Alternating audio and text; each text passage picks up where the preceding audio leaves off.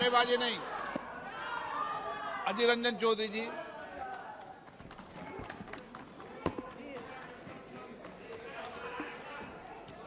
Sir, sir, with all humility at my command, I rise to support the no confidence motion moved by our younger MP Sri Gaurav Gogoi under Rule 198. Sir, as you know that no confidence motion per se does not mean that the government will be dislodged or dethroned. See, the issue is, in the year 1782, first no confidence motion was moved in London when the then Prime Minister Lord North has submitted his resignation to King George III because the British army was defeated in the Revolutionary War in America. So in our parliamentary mechanism, it's a long overdue, it's a long tradition which has been persuading because we are also following the same path of parliamentary democracy in our country. In the year 1963, first no confidence motion was moved against Prime Minister Pandit Jawaharlal Nehru ji. Since then, 28 no confidence motion has been moved in this parliament. Barring the 3 confidence motions, all the no confidence motions were destined to be defeated. So the issue is, as the Treasury bench is trying to make it equivalent, as our attempt to dislodge this government, we know that we don't have the requisite number at our disposal. बहुमत की बाहुबली आपके पास है, बहुमत की बाहुबली से आप जीत सकते हो, लेकिन हमें क्यों ये नो कॉन्फिडेंस मोशन लाना पड़े, इसको थोड़ा समझाने की कोशिश होना चाहिए।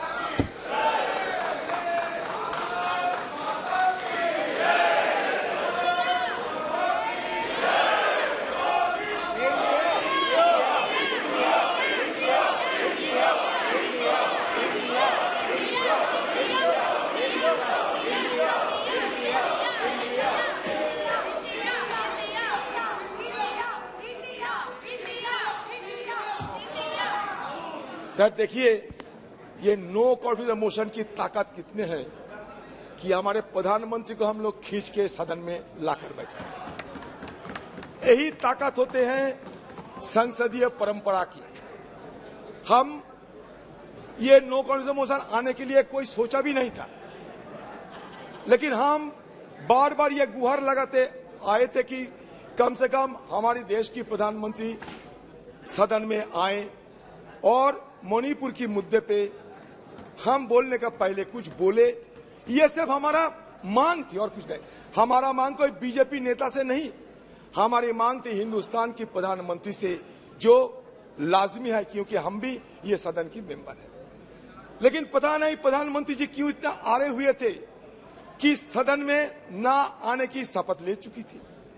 तो इसी के चलते मजबूरन हमें भी ये संसदीय जो औजार इस्तेमाल करने की गुंजाइश है, ये संसदीय औजार को इस्तेमाल करते हुए हमें अविश्वास प्रस्ताव लाने पड़ी। ये अविश्वास प्रस्ताव लाने के पीछे सबसे बड़ा वजह है। सर, कल जब सदन में हम लोग चर्चा में भाग ले रहे थे तो सदन में एक गूंज उठी कि हमारे देश से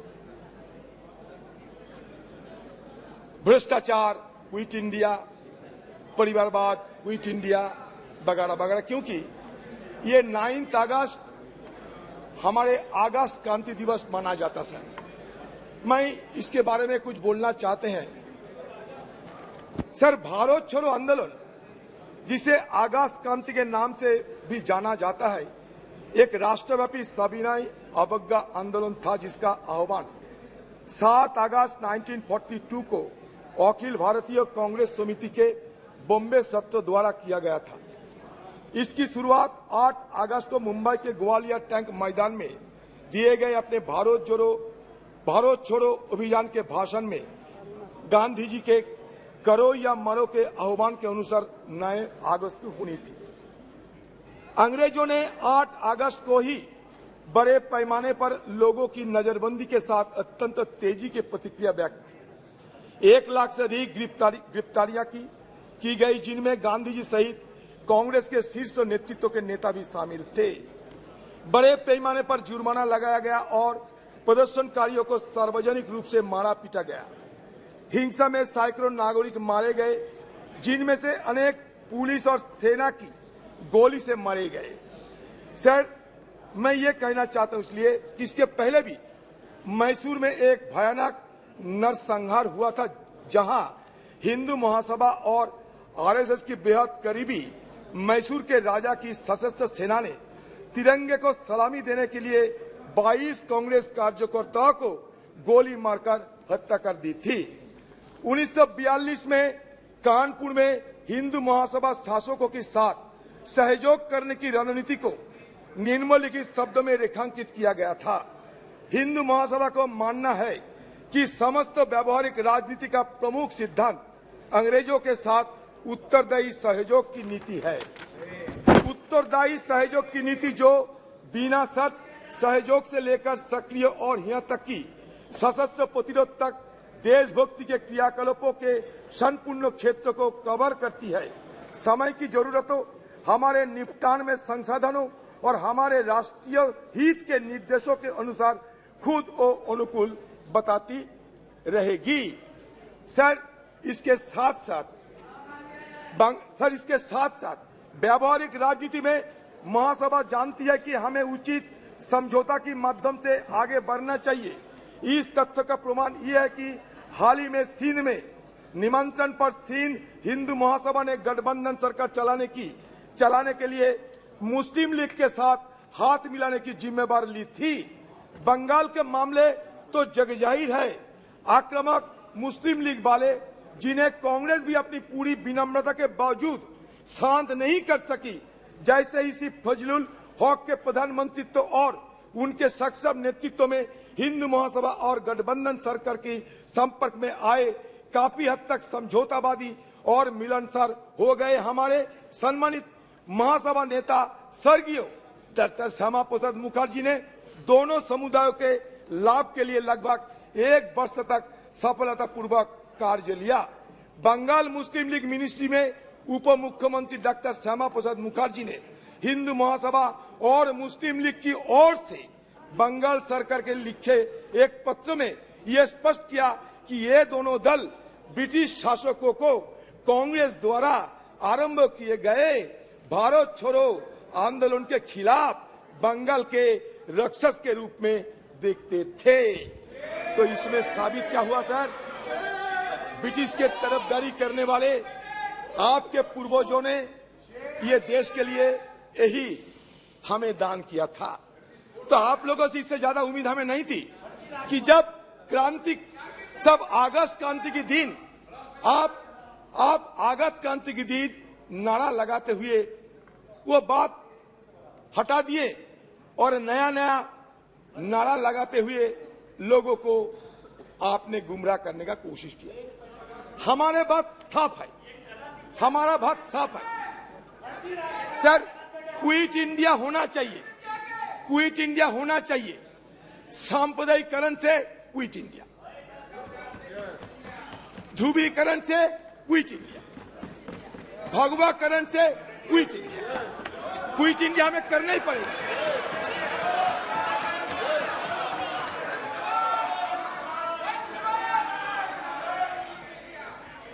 आजादी के साम न हम होने देंगे। शहीदों की कुर्बानी को बदनाम ना होने देंगे। बची रहे एक बूंद लहू की रंगों में भारत माता की आंचल को बर्बाद नहीं होने देंगे। यही हमारा मकसद है। मैं सिर्फ ये कहना चाहते हैं,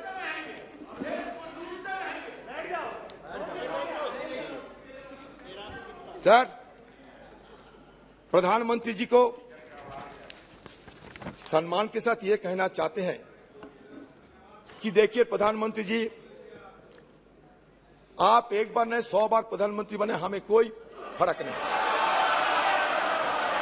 इसमें हमें कोई लेना देना नहीं। हमें लेना देना भारत की आम जनता के साथ। जब मणिपुर गए तो मणिपुर की दशा देखा हमने, और दशा देखने के बाद हमें जरूर यह महसूस हुई कि कम से कम देश की सबसे बड़ा मुखिया होने के नाते प्रधानमंत्री जी को एक बार मणिपुर के आम वासियों के लिए कुछ संदेश देना चाहिए थे। शांति की कोई पैगाम लेकर प्रधानमंत्री जी को खुद कोई कार्रवाई करना चाहिए थे। कम से कम आपकी तरफ से एक बार मणिपुर के लोगों को अपना मन की बात रखना चाहिए थे। सर, ये मांग कोई गलत मांग नहीं है, मणिपुर के आम लोगों की मांग था। सर, शेक्सपियर की एक मैकबेथ एक लेख है। मैकबेथ को सर ये टायरेंट कहा जाता था। एक टायरेंट किंग मैकबेथ, अत्याचारी राजा। तो मैकबेथ के अत्याचार देखते हुए शेक्सपियर ने बड़े दुख जताई थी और कह रहे थे कि स्कॉटलैंड में जिस तरीके की हमला हो रहे हैं, जिस तरीके की दुर्दशा देखे जाते हैं, तो उसमें बड़ी दुख के साथ एक कोई शब्द लिखे थे, it weeps, it bleeds, and each day a gas is added to the wounds. Each new morning, new widows howl, new orphans cry, new sorrows strike the heaven in the face. हमें भी लगा कि मणिपुर की हालत ऐसा ही है, जहां लोगों की मन में कोई चैन शांति कुछ नहीं थी। सारे मणिपुर, यही तो बात है, आप समझ नहीं सकते। अनारस के साथ बनारस की तुलना मत किया करो, चाना के साथ बेदाना की तुलना मत किया करो, बुलक के साथ हिलक की तुलना मत किया करो। इसलिए नहीं, क्योंकि हमारे प्रधानमंत्री जी जिस दिन मणिपुर के मुद्दे पे बोलना चाहिए था, कहां से छत्तीसगढ़ लाए, कहां से राजस्थान लाए, कीजिए ना। लेकिन मणिपुर की दंगा ये कोई छोटी मोटी बात नहीं है। मणिपुर की दंगा एक जाति दंगा के रूप में, एक सिविल वॉर की तरह सारे देश दुनिया में चर्चा के मुद्दे बन गए। आप जब यूरोप में गए थे, फ्रांस में, जहां आपको पुरस्कार मिला था, खुशी हुई हम लोग, आपको नवाजा गया बहुत बड़ा पुरस्कार में। उस समय भी यूरोपियन पार्लियामेंट में यह मणिपुर की मुद्दा चर्चा में थे, अमेरिका में भी यह मुद्दा चर्चा में थे। तो हमारी तरफ से यह बार बार समझाने की कोशिश ये किए गए थे कि Manipur issue cannot be confined to any state और any nation. It has already assumed a global dimension. That is why Prime Minister intervention is indispensable, is called for. That was our argument. There is no harm of it. Sir, बात यह है कि मणिपुर में क्या देखा? मणिपुर में हमें देखा कि हमारे घर की मां बहनों को वस्त्रहीन हालत में विवश करके उन पे ऊपर हमला हो रहे हैं, बलात्कार की घटना घट रही है। तो मुझे एक बार ये बोलने का इच्छा हो रहे हैं कि जब राजा अंधा रहते हैं, धृतराष्ट्र जब अंधा रहते थे, उस समय द्रौपदी की वस्त्रण हुई थी। आज भी राजा अंधे बैठे हैं, इसलिए किसी को नाम नहीं लिया, किसी को नाम नहीं लिया मैंने, किसी को नाम नहीं लिया मैंने। तो इसलिए जहां राजा अंधा बैठे रहते, जहां राजा अंधा बैठे रहते, वहां द्रौपदी की वस्त्रहरण चाहे वो हस्तिनापुर में हो, चाहे वो मणिपुर में हो, होते ही रहते।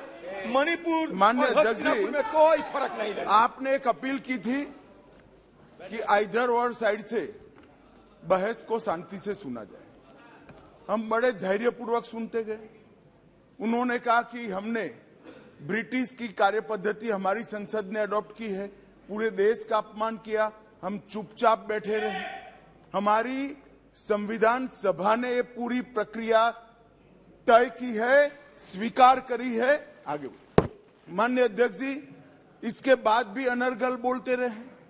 अब मैं अभी ये जो प्रयास कर रहे हैं, उनकी पार्टी ने उनको समय नहीं दिया। मेरे बोलने के साथ बात किया जाएगा। आपने समय दिया, उसमें कुछ स्कोर करना चाहते हैं, कुछ मान्यता मगर माननीय अध्यक्ष जी, इस सदन की एक गरिमा है। देश के प्रधानमंत्री जी के बारे में जिस प्रकार का ये उल्लेख कर रहे हैं, मुझे लगता है ये विपक्ष के नेता के लिए शोभा नहीं देता। आपने उनको या तो कंट्रोल करना चाहिए, या तो ट्रेजरी बैंक के एमपी भी ये नहीं सुन पाएंगे। अमित शाह जी, आप थोड़ा बैठे, प्रधानमंत्री जी के गुस्सा नहीं आता आपको? क्यों आते हैं इतना? किसी को गुस्सा नहीं आते? तो चर्चा की मुद्दा है, आप मुद्दों पे बोलिए। सर मुद्दा पे तो बोलते हैं सर। हाँ। बहुत दिन पहले सुना इस देश से हजारों करोड़ रुपया लूटकर नीरव मोदी भागे थे, किसी ने उनको पकड़ नहीं सके। हमारे एनडीए सरकार की इतना ताकत, उन्हें छू नहीं सके। वो कैरिबियन समुद्र की बीच में मस्ती करते देखा जाते हैं, जो मर्जी वो कहते रहते। तो मैंने सोचा कि नीरव मोदी सारे जिंदगी के लिए हमारे से दूर चले गए, लेकिन अब पता चला नीरव मोदी दूर नहीं गए। मणिपुर की घटना देखने के बाद मुझे यह पता चला नीरव मोदी यहाँ हिंदुस्तान में जिंदा है, और नरेंद्र मोदी नीरव मोदी बनके अभी भी चुपचाप अपने चुप्पी साधे होकर बैठे हैं।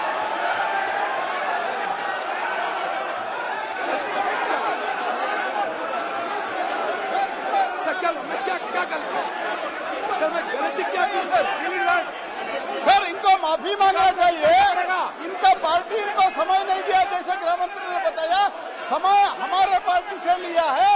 और अभी इनका से लेकर क्या क्या बात कर रहे हैं सर? ये चाँद से लेकर सर ये अनाप शनाप बात नहीं चलेगा सर।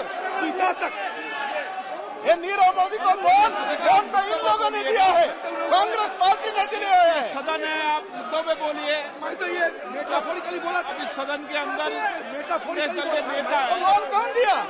लोन कौन दिया? बोलिए। कोई गलत? अरे अजीर बाबू, लोन कौन दिया बताइए? आपके एआईसीसी ऑफिस फोन करके लोन दिलवाए नीरव मोदी को। क्या बात कर रहे हैं? अगर आप सत्ता में रहते तो नीरव मोदी इधर ही रहता था। उनको लोन वसूली करने के लिए हमने कोशिश की, हमारा सरकार इसीलिए भाग गए हैं। उदाहरण की तरह बोले सर। बात यह है कि हमारे प्रधानमंत्री चाहे चांद हो और चाहे कूनो फोर्स की चीता हो, चांद हो, ये कूनो फोर्स की चीता हो, हर चीज में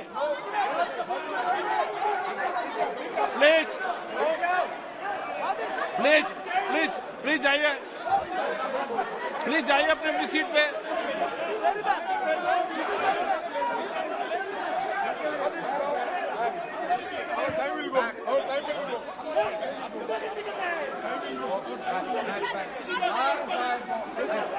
प्लीज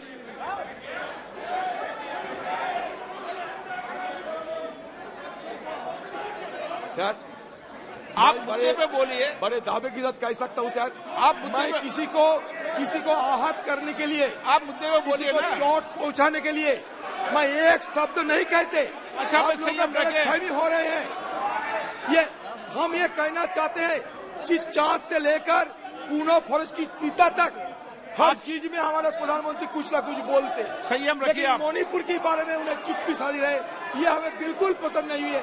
यही मैं जाहिर करना चाहते हैं। संयम पे बोले आप। सर अभी तक देखिए ना, मणिपुर की जो 2 MP है, मणिपुर के 2 MP डॉक्टर रंजन सिंह राजकुमार, मणिपुर का और एक MP डॉक्टर लोरो फुजो, किसी को बोलने का मौका नहीं दिया जाता कि हमें सदन के अंदर कुछ सुने उनसे, वो भी नहीं मौका मिलती लोग। हम अमित शाह जी को पूछना चाहते हैं, अमित शाह जी कल जो आपने बयान दिया ना, ये बड़ा घातक बयान दिया आपने। आपने कहा था कल, याद कीजिए, कि हम बफर जोन में सारे सिक्योरिटी फोर्सेस को तैनात किया है। याद कीजिए, आपने खुद स्वीकार करते हैं कि बफर जोन बन गए हैं। बफर जोन कहाँ बनते? लाइन ऑफ कंट्रोल में बफर जोन बनते। इसका मतलब आप क्या स्वीकार करते हैं कि कुकीलैंड और मेटीलैंड अलग हो गए? Please conclude. नहीं सर, चलिए प्लीज कंक्लूड। सर, कैसे सर? ओके सर, इसीलिए ये बफर जोन की बात कभी आपको नहीं करना चाहिए था। मतलब आज जो sense of delineation, it is going to be translated into a geographical delineation of the 2 warring faction. इसलिए मैं आपको सतर्क करना चाहते, कल आपने बड़ा गलत बयान पेश किया है। ये बफर जोन की मुद्दा उठाकर आपने खुद स्वीकार किया कि बफर जोन अभी है। आपने कांग्रेस पे आरोप लगाने का कोशिश किया, लेकिन देखिए आपने खुद राज्यसभा में ये बताया कि 1528 फेक काउंटर हमारे जमाने में हुई थी। ये आपने यही नहीं बताया कि कितने साल तक वो हुई थी। 33 साल तक, 33 साल में हुई थी। Sir rule 352(5) sir rule 252(5) sir, Congress की जमाने में upon the conduct of Congress the की person in high authority unless the discussion is based on the substantive motion drawn in proper terms, sir ऐसा कुछ नहीं हुआ है सर। इसको एक्सपंज करना, prime minister is the high authority, इसको expunge करना चाहिए और माफी मांगना चाहिए सर। ऐसा नहीं चलता है सर।